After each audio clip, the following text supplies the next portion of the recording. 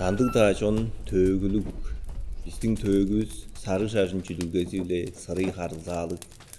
Ол сырый харзаабызды биздин өгбөлөрүбүз төөгүдө эле тургузупкан. Жүз жылдардын ичинде биздин йозу жаңжылгабыз база сары шашындан укталган. Ол сары шашын жүлүлгөбүздү биз салгалдарыбызга төөгүдө арттырып баар ушурлубуз.